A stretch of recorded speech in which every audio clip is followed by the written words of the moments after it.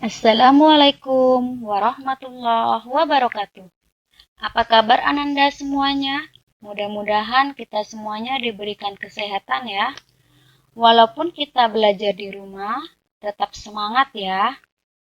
Nah, di kesempatan kali ini, Ibu akan menyampaikan bimbingan klasikal, bimbingan konseling dengan topik Stay at home di masa pandemik COVID-19.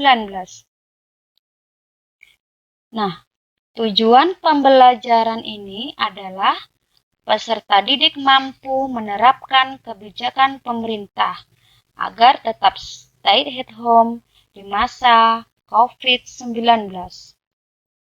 Pertanyaannya adalah, apakah itu stay at home?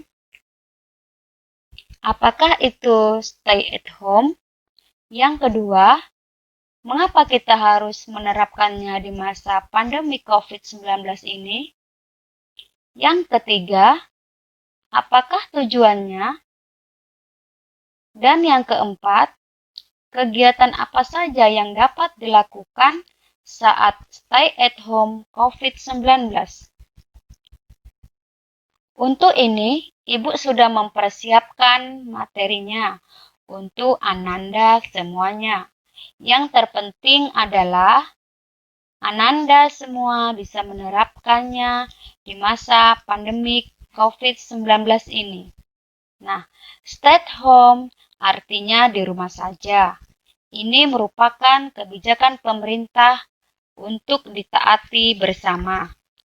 Artinya, semuanya harus dibatasi, baik aktivitas kita di luar rumah, kecuali yang terpenting. Demi keselamatan dan kesehatan diri kita dan keluarga kita, serta orang-orang yang ada di sekitar kita. Lalu, mengapa kita harus menerapkannya saat pandemi ini? Ananda sekalian, negara kita masih dilanda COVID-19. Apa itu COVID-19 atau COVID-19? Yaitu coronavirus. Coronavirus adalah virus corona menular melalui tetesan cairan berupa 1. Batuk, 2.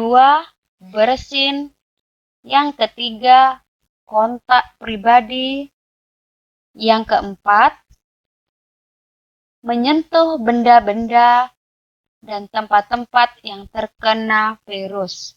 Nah, tapi kita tidak usah khawatir ya, selagi kita bisa mengikuti protokol kesehatan, kita tak perlu khawatir. Nah, apa-apa saja protokol kesehatan itu? Yang pertama, selalu menggunakan masker saat keluar rumah. Yang kedua, selalu mencuci tangan, memakai sabun, dan air yang mengalir. Yang ketiga, selalu jaga jarak dengan orang di sekitar kita.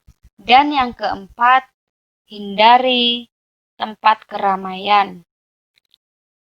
Nah, itulah beberapa protokol kesehatan yang harus kita taati agar kita terhindar dari virus 19 atau COVID-19. Nah, jadi kegiatan apa saja yang bisa kita lakukan saat kita berada di dalam rumah agar kita tidak bosan? Di sini Ibu akan memberikan beberapa tips kegiatan di rumah yang setiap harinya kita kerjakan. Yang pertama yaitu kita bisa beribadah di dalam rumah, seperti beribadah, sholat 5 waktu di rumah, berzikir, berdoa, bersedekah juga bisa. Ananda semuanya yang baik hatinya, belajar adalah kewajiban setiap siswa yang harus dilakukan dengan cara yang pertama, siswa belajar dengan daring dan luring. Bagi siswa yang tidak memiliki HP atau laptop, bisa belajar secara luring dengan guru-guru mata pelajaran di sekolah masing-masing sesuai dengan jadwal yang telah ditentukan. Yang kedua, siswa mengerjakan tugas atau latihan yang diberikan guru. Mata pelajaran yang dikirim melalui email atau WA. Berikutnya yang ketiga, belajar edukasi dari TVRI. Tapi ingat ya anak-anak, siapkan catatan apabila perlu, ada poin-poin yang penting untuk dicatat dalam kita belajar melalui televisi di TVRI yang setiap harinya sudah ada jadwal yang telah ditentukan. Nah, untuk menghilangkan rasa bosan, kita bisa juga melaksanakan beberapa kegiatan agar kita lebih asik berada di dalam rumah. Nah, mau tahu apa saja itu anak-anak? Nah, yang pertama yaitu bermain musik. Apabila kita punya bakat bermain musik, itu sepertinya bagus untuk kita kembangkan di rumah. Berikutnya yaitu bisa juga bermain gitar bagi yang hobi dan bisa bermain gitar ya. Berikutnya berolahraga agar badan kita tetap sehat dan fit selalu ya. Selanjutnya, bila kita punya keterampilan, kita bisa menghabiskan waktu di rumah dengan melukis. Melukis apa saja yang kita sukai. Dan berikutnya kita bisa membantu ibu memasak makanan apa saja di dapur. Menyiapkan makan malam, menyiapkan makan pagi, atau bisa juga menyiapkan makan siang.